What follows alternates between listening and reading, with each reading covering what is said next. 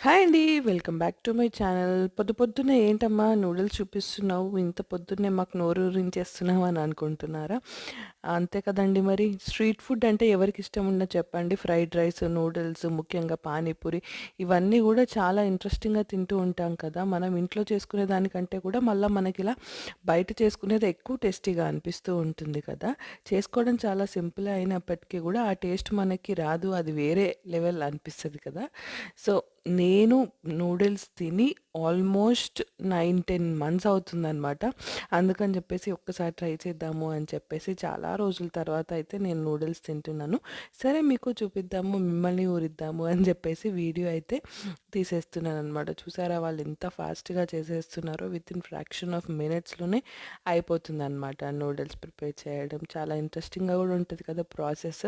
And ఈ video గనుక మీకు నచ్చినట్టయితే లైక్, షేర్ అండ్ సబ్స్క్రైబ్.